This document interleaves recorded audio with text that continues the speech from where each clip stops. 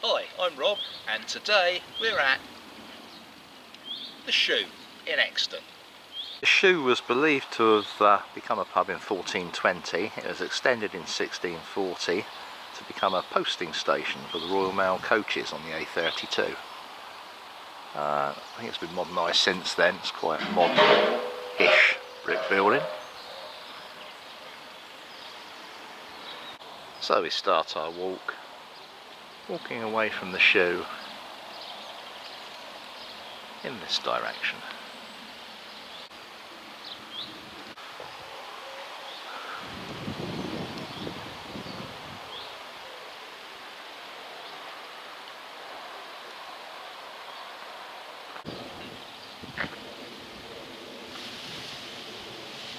So let's take a look at the church.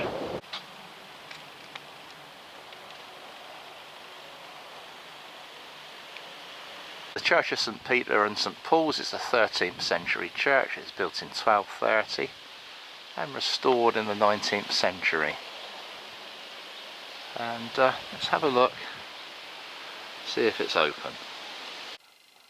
It looks like you have to go up a ladder to get into the belfry. It has two bells, so not much of a peal, just ding dong. A very pleasant village church, and those that watch these videos know I love to see the traditional wooden pews. This church has lots of them. But look up here, look at the sun streaming through the stained glass windows. How nice is this?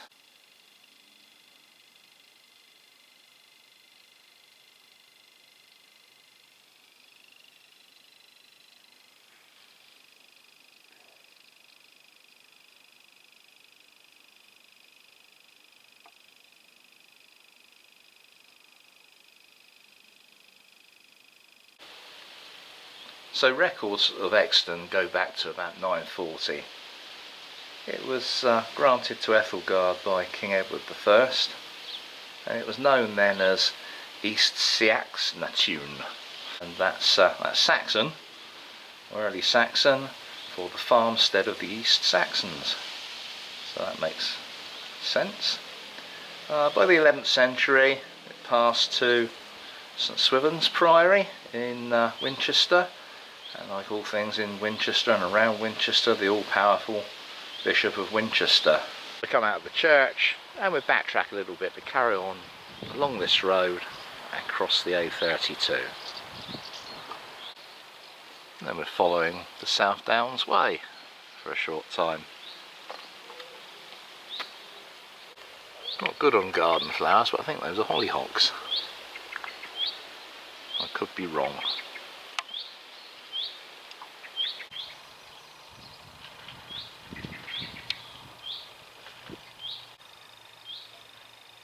It's a beautiful day for a walk, beautiful temperature, a nice cooling breeze, but the breeze is a bit strong, so hopefully it won't make too much noise in the microphone or the camera, but you can see how strong it is with the stinging nettles swaying there.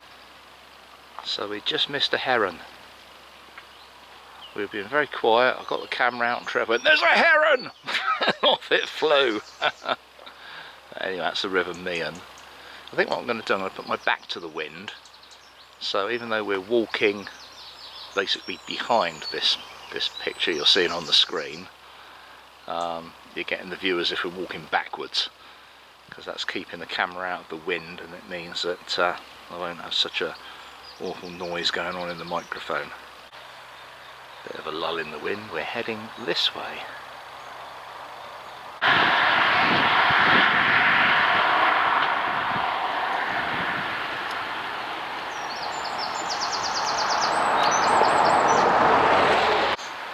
So a nice path alongside the River Meon. Very pretty little ford going over the River Meon. Might recognise it from the Meonstoke video. I made a little detour up here just to get a picture of this.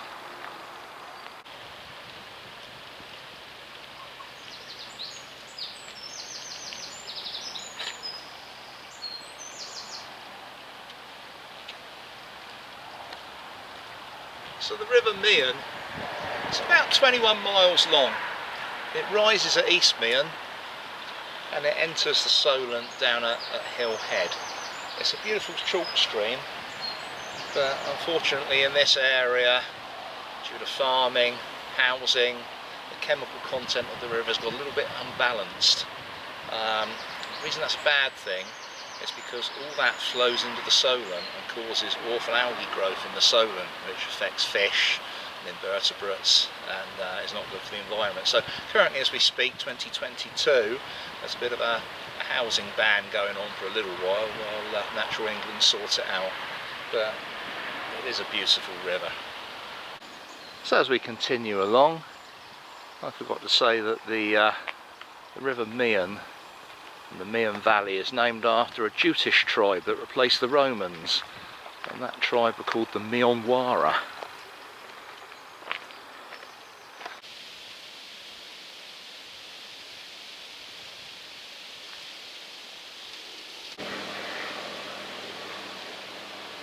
There was water running down there when I did it last time. Let's go and have a look under the arch for the railway. So there we are. That's the arch that's on the Meon Valley Railway. That used to run 22¼ miles from Alton all the way down to Fareham. Opened in 1903, closed finally in 1968, but it closed to passengers in 1955. Famous for further down the line they had the famous D-Day meeting in a siding, which you can see about on my other videos. And it's now a trailway for much of its length, which is really good. Hampshire County Council have bought up a lot of railway, ex-railway land, and the trailway runs nearly its whole length. There is a bit of a gap, there's a tunnel up there where somebody grew mushrooms at one time, but other than that, pretty much all walkable. We'll head back through the arch and we'll pick up the path, cross over the line and back down the other side.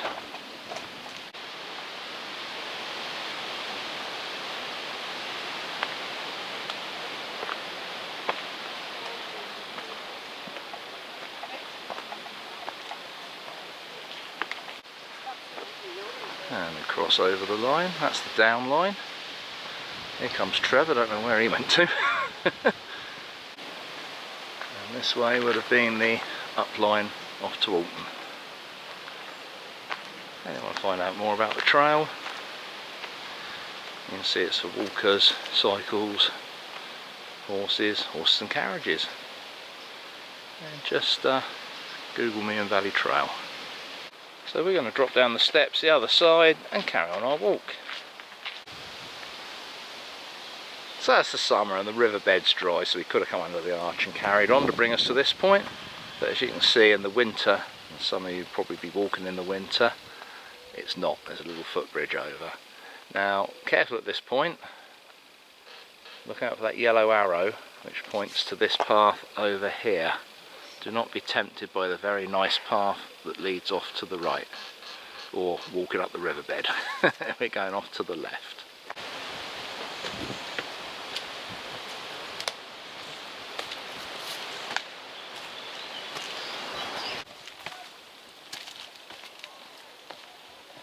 So after a somewhat tortuous and rooty path, we're out onto Garden Hill Lane, which is a nice gravel path.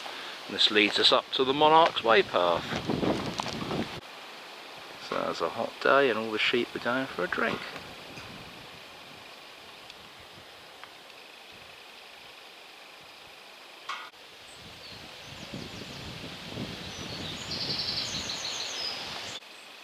So lots of midge buzzing around there. Whether you can see them on the camera or not, I don't know. There are clouds of them. At the top of the path is a T-junction. As you can see from the sign there, it's the Monarch's Way. So we are going to go right to make a nice shallow ascent of Old Winchester Hill, at least initially. I tend to think rather that the bench ought to be at the top rather than at the bottom, but there we go.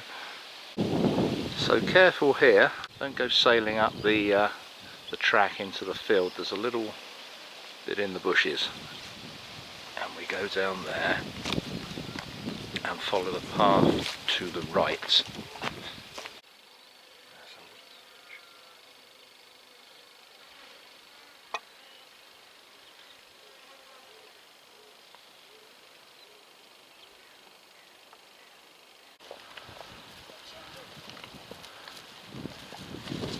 Morning.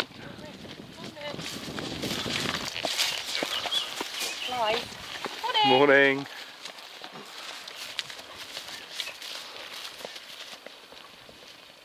Keep following the path through.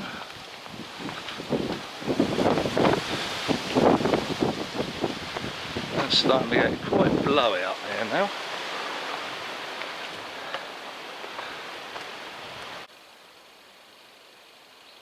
That's wonderful South Downs countryside.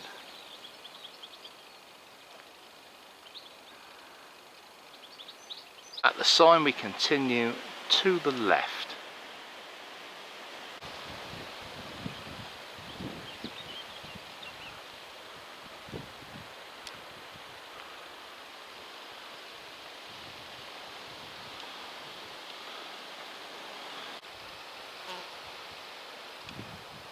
South Downs Way continues to the right, and we're going to take the Monarch's Way just here. And a very popular walk it is today too.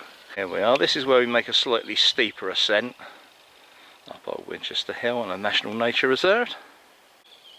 And the others on the South Down Way there, they're going to be taking the very steep way up. That's the way we're coming down. He's running up that hill. He can't help himself.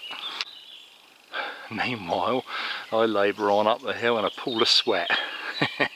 He'll be up there fresh as a daisy when I catch up with him in a minute. Be going, "What's the matter with you? Only a little ill." And there he is. Ah, burn you the lightweight. What did I tell you he'd say?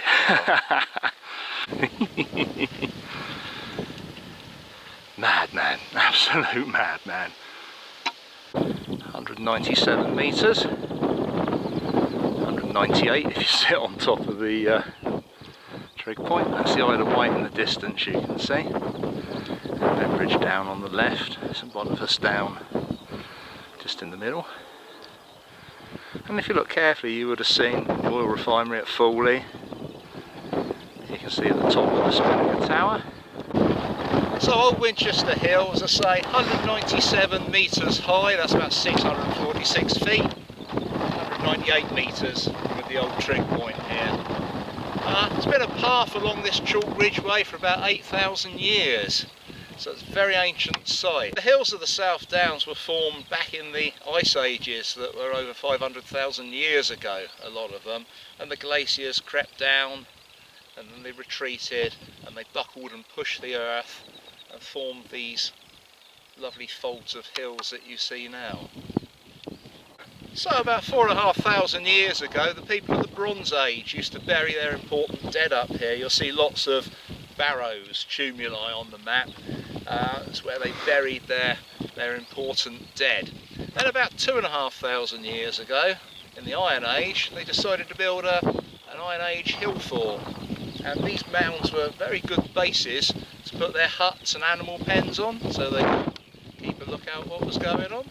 World War II, again, the burial mounds were used. They were used for anti-aircraft searchlights and guns that were stationed up here. As you can see, you can get a good view of bombers coming over the south coast in all directions.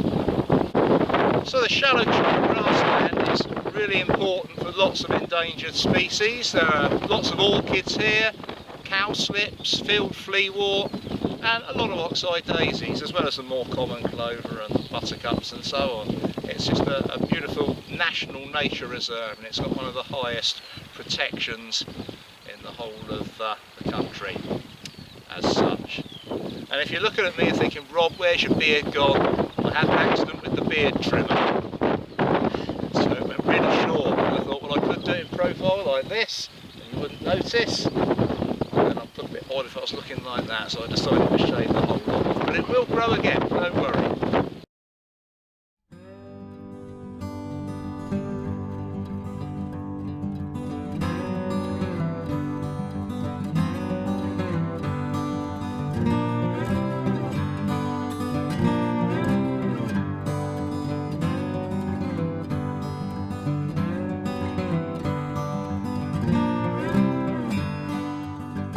Lots of rabbits up here too. Where we come out between the outer defences, it's this little narrow, overgrown grassy path that we're looking for to follow the edge of the site. So the paraglider there, hopefully you can see him. So if you go wrong and take the South Downs way, you'd be heading off down that path.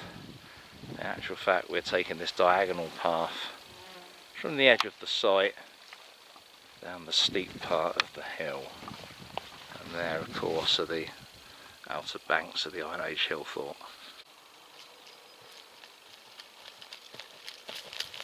See, not the only one that can run on hills. We've come through the gate at the bottom of the path, and we don't carry straight onto the farm, we turn right onto the South Downs way.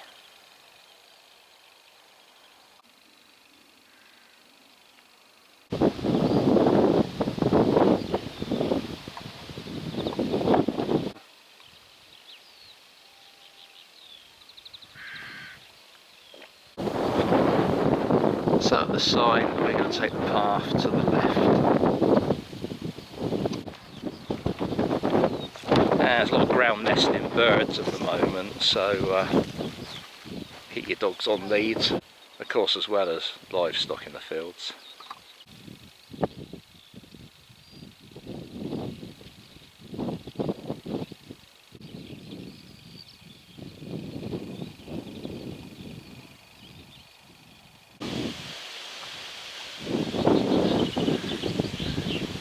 Morning. At the end of the path you come across Harvest Gate Farm, which is now residential, I think, by the looks of it. And we turn right onto the lane. I always think that sounds a bit like a supermarket own brand, Harvest Gate Farm.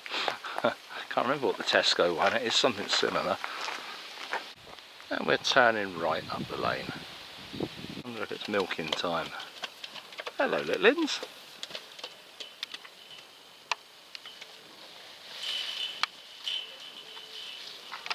We go straight on at this junction, and we don't go left towards the post box, but straight up the very, very narrow lane. There's some lovely ox-eyed daisies. And in the driveway to the pines, something I've not seen for many a year, an old RAC call box.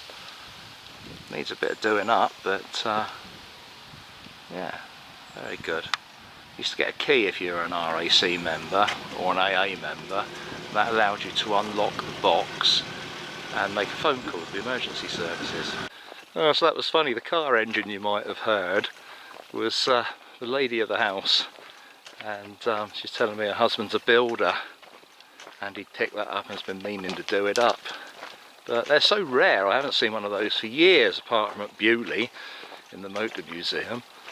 So I said, make sure he does do it up, I'll be checking back. And we reach a triangle and we bear round to the right to pass through rather than under what was the old railway bridge for the Meon Valley Railway. Out the other side of the bridge, and we follow the South Downs way. We've got some sort of archaeological dig here. There's all sorts of things. Bronze Age, Iron Age, Roman, Saxon, could be anything. I was hoping to attract someone's attention, but they're all having lunch over there. And you know they get in the way of an English man or woman that are having lunch. Anyway, perhaps someone will comment if they know. So we keep walking down the lane, past Stocks Meadow, past the end of Rectory Lane, which is here. and we just carry straight on, and pretty soon we'll be crossing the main road, the A32, to walk back into Exton village. So we reach the A32 and we cross over onto Beacon Hill Lane. And here we are back in the village of Exton. You see the pub there in Shoe Lane. Lovely, lovely part of the River Meon here.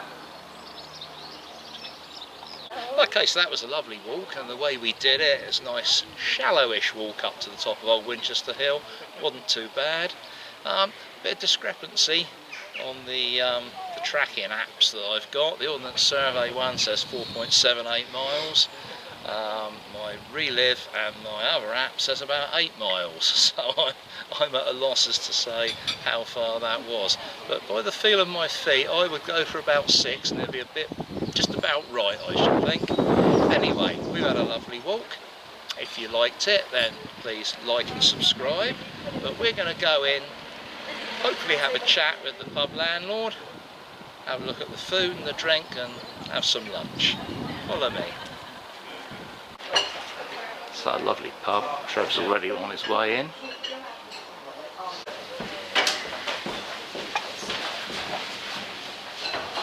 Right, so what's the map? Oh, wait, I see what you said there. So I've got a very nice latte. And Mr. Ward has a red stripe.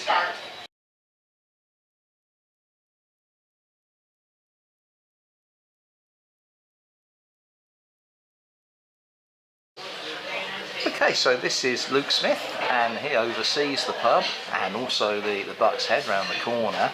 So Luke, what is it about this pub that's good for walkers? What makes it a bit special for walkers? I mean, it's just the location. It's dropped in between, on the end of the first day of the South Downs Way. Most people finish up here.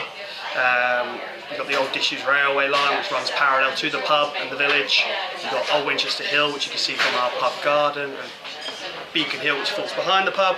So I mean, we're just sort of located perfectly in between like 3 or 4 big walking routes. So walkers are, integral to taking the day's train at the pub.